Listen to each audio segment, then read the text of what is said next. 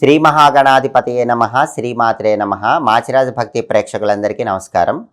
ధనుర్మాసంలో ఆండాళ్ తల్లి గోదాదేవి రచించినటువంటి తిరుప్పావై పాసురాలలో 17వ పాసురానికి డాక్టర్ కావూరి పాపయ్య శాస్త్రి గారు గోదా గీతమాలిక అనే పేరుతో ఏ విధంగా అనువదించారో, 17వ పాసురంలో ఉన్నటువంటి అంతరార్థం ఏంటో, విశేషార్థం ఏంటో ఈ వీడియోలో మనం తెలుసుకుందాం.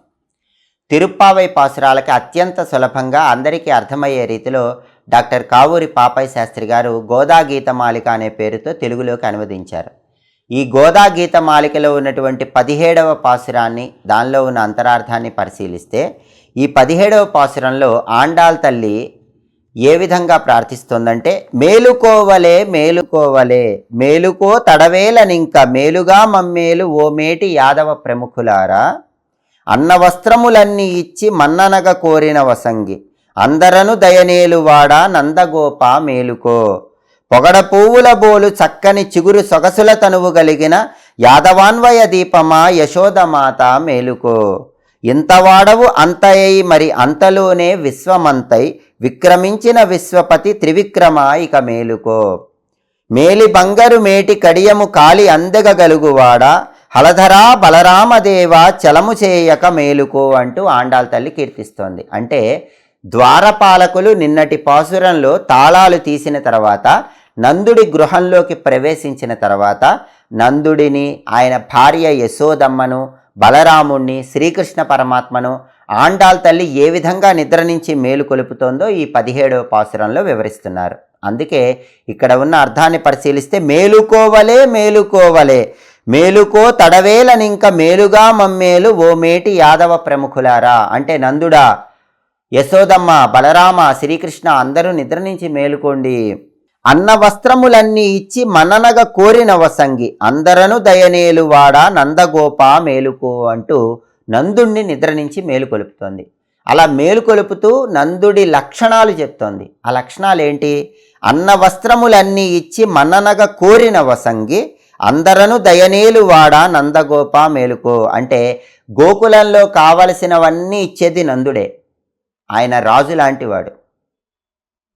అన్నము, జలము, వస్త్రము ఇవి మనిషికి అవసరం. గోకులంలో కావలసిన వారందరికీ అన్నాన్ని, వస్త్రాన్ని, జలాన్ని నందుడు అందిస్తాడు. అన్నం అంటే పోషించేది, జలం అంటే ప్రాణాధారం, వస్త్రం అంటే స్వరూప రక్షకం. అవన్నీ కూడా నందుడు అనుగ్రహిస్తాడు. అలా అన్న వస్త్రములన్నీ ఇచ్చి అందరినీ చక్కగా చూసుకునేటటువంటి నందుడా నిద్ర నుంచి మేలుకో అంటూ నందుణ్ణి నిద్ర నుంచి ఆండాళ్ తల్లి మేలుకొలుపుతోంది. ఇక్కడ విశేషార్థం కనుక పరిశీలిస్తే, నందుణ్ణి లేపుతూ అంతర్లీనంగా ఏం చెప్తోందంటే, మాకు కృష్ణ దర్శనమే అన్నం, కృష్ణుడి గుణాలు తలుచుకోవటమే జలం, స్వామి సేవలు మేము చేయటమే మాకు వస్త్రము అనే భావనలో నందుణ్ణి నిద్ర నుంచి మేలుకొలుపుతోంది. అది ఇక్కడ విశేషార్థం.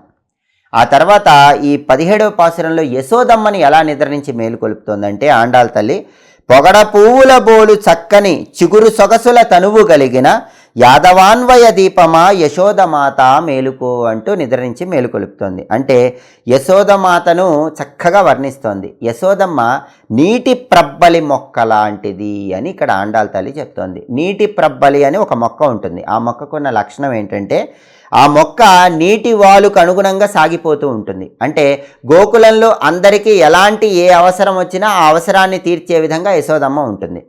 అయితే ఈ నీటి ప్రబ్బలి మొక్కకి ఒక లక్షణం ఉంటుంది. అదేంటంటే, ఈ మొక్కలో ఏ భాగానికి దెబ్బ తగిలినా సరే ముందు భాగం వాడిపోతుంది, ముందు భాగం ముందుగా వాడిపోతుంది. ఈ నీటి ప్రబ్బలి మొక్కలో ఎక్కడ ఏ చిన్న దెబ్బ తగిలినా ముందు భాగమే కమిలిపోతుంది. అలానే ఈ నీటి ప్రబ్బలి మొక్క లాంటిది యశోదమ్మ అని ఇక్కడ ఆండాళ్ తల్లి చెప్తుంది. అంటే గోకులంలో ఎవరికి ఏ కష్టం వచ్చినా సరే ముందుగా బాధపడేది యశోదమ్మే. అలాంటి యశోదమ్మ నిద్ర నుంచి మేలుకో అంటూ యశోదమ్మ నిద్ర నుంచి మేలుకొలుపుతోంది. ఆ తర్వాత కృష్ణుణ్ణి ఎలా మేలుకొలుపుతోందంటే, ఇంతవాడవు అంతయై మరి అంతలోనే విశ్వమంతై విక్రమించిన విశ్వపతి త్రివిక్రమాయిక మేలుకో. అంటే బలిచక్రవర్తి ప్రార్థన మేరకు 3 అడుగులు ఇచ్చిన తర్వాత ముల్లోకాలను ఆక్రమించినటువంటి త్రివిక్రముడా మేలుకో అంటూ కీర్తిస్తోంది.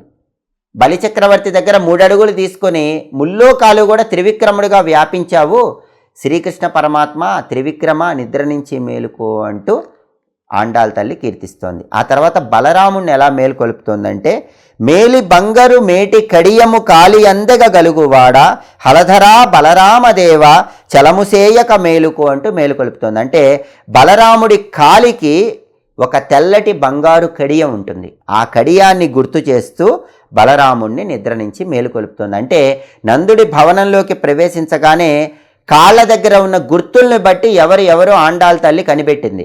శంఖ చక్ర ధ్వజ గుర్తులు కలిగినటువంటి శ్రీకృష్ణుడి పాదాన్ని కనిపెట్టింది. బంగారు కడియము ఉన్నటువంటి తెల్లటి కాలు బలరాముడిదని గుర్తించింది. అయితే వీళ్ళందరినీ ఎందుకు నిద్ర నుంచి మేలుకొల్పాలంటే, కృష్ణుడి అనుగ్రహం కలగటానికి, కృష్ణుడిని నిద్ర నుంచి మేలుకొల్పి ఆ సౌందర్యం చూసి ఆయనకు నమస్కారం చేసుకొని మంగళాశాసనం పలకాలంటే ముందు వీళ్ళందరినీ కూడా నిద్ర నుంచి మేలుకొల్పాలి. ఎందుకంటే మా అమ్మా నాన్నలను నిద్ర నుంచి మేలుకొలపకుండా నన్ను మాత్రమే నిద్రలేపి నిద్రాభంగం కలిగించావా అని కృష్ణుడు అడుగుతాడేమోనని యశోదమ్మని నందుణ్ణి కూడా మేలుకొలుపుతోంది. అలాగే మా సోదరుణ్ణి మర్చిపోయావా ఏంటి అని కృష్ణుడు అడుగుతాడేమో అని చెప్పి బలరాముణ్ణి కూడా నిద్ర నుంచి మేలుకొలుపుతోంది. ఇక్కడ అసలు నిద్ర నుంచి మేలుకొలపాల్సిన అవసరం ఏంటంటే, అక్కడ శ్రీకృష్ణ పరమాత్మను నిద్ర నుంచి మేలుకొలిపి తెల్లవారుజామునే ఆయన్ని దర్శించి ఆయన నిద్రా సౌందర్యము మేల్కొన్న సౌందర్యం చూసి ఆయనకి మంగళాశాసనం పలికితే ఆయన అనుగ్రహించి పరై అనే తప్పెట లాంటి వాయిద్యం ఇస్తాడు. దాంతోపాటు మోక్షాన్ని కూడా పొందాలని ఆండాళ్ తల్లి గోపికలందరితో కలిసి ఈ విధంగా అందరినీ నందుడి గృహంలో నిద్ర నుంచి మేలుకొలుపుతోంది. నందుడిని, యశోదమ్మని, బలరాముణ్ణి, కృష్ణుణ్ణి ఈ నలుగురిని నిద్ర నుంచి మేలుకొలపటమే ఈ 17వ పాసురంలో ఉన్న అంతరార్థం. ఎప్పటికప్పుడు పండుగల సందర్భంగా ఎలాంటి విధి విధానాలు పాటిస్తే సమస్త శుభాలను సిద్ధింపజేసుకోవచ్చో తెలుసుకోవాలనుకుంటున్నారా? అలాగే ఎప్పటికప్పుడు ప్రత్యేకమైన రోజులలో ఎలాంటి ప్రత్యేకమైన విధి విధానాలు పాటిస్తే మనకున్నటువంటి ఆర్థిక, ఆరోగ్య, కుటుంబ సమస్యల నుంచి సులభంగా బయటపడవచ్చో, సమస్త శుభాలను అందిపుచ్చుకోవచ్చో తెలుసుకోవాలనుకుంటున్నారా? అయితే మా మాచిరాజ భక్తి ఛానల్ని తప్పకుండా చూడండి. మా వీడియోస్ మీకు నచ్చినట్లయితే మా ఛానల్ని లైక్ చేయండి, కామెంట్ చేయండి. మా ఛానల్ వీడియోస్ 10 మంది మిత్రులకు షేర్ చేయండి. మా ఛానల్ని సబ్స్క్రైబ్ చేసుకోండి. పక్కనున్న బెల్ సింబల్ నొక్కటం మాత్రం మర్చిపోకండి. సర్వే జనాః సుఖినో భవంతు. స్వస్తి.